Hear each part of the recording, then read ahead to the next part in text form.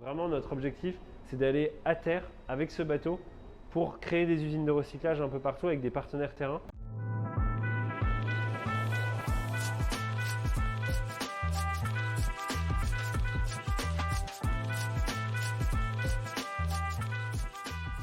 L'objectif de Plastic Odyssey et de ce bateau qui est l'ambassadeur du projet général, c'est d'aller développer un réseau mondial d'initiatives locales du recyclage. Les initiatives locales, c'est quoi? C'est des micro-usines, des micro-centres de valorisation des déchets qui traitent les déchets qui aujourd'hui sont délaissés, perdus et donc qui finissent leur vie dans l'environnement et dans l'océan.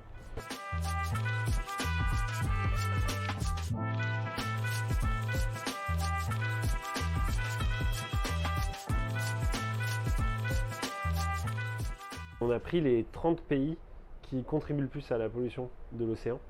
Et en fait, on s'est rendu compte qu'en gérant un déchet sur deux dans ces 30 pays-là, on pouvait réduire de plus de 42% la pollution à l'échelle mondiale.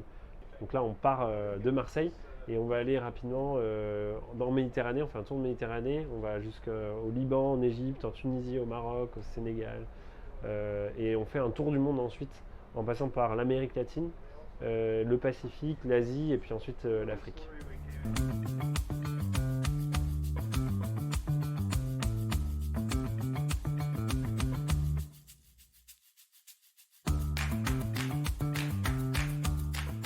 Donc là, on est dans l'atelier de Plastic Odyssey.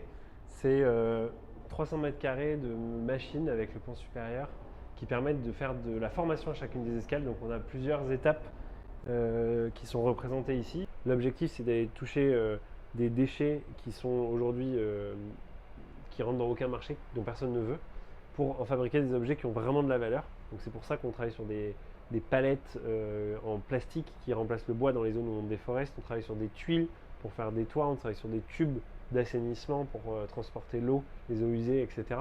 Donc c'est vraiment des objets très durables. C'est pas de la déco ou des petits souvenirs, c'est vraiment des objets qui ont un intérêt économique local et pour lesquels il y a une demande.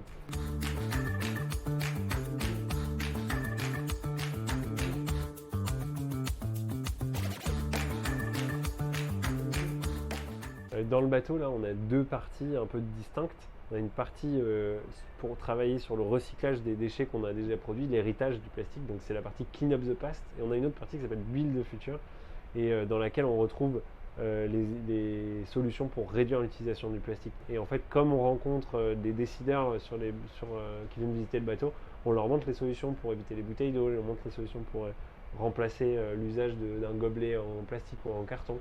Voilà. Et en fait, ça sert à ça aussi, à tester et à s'améliorer pour pouvoir après le diffuser.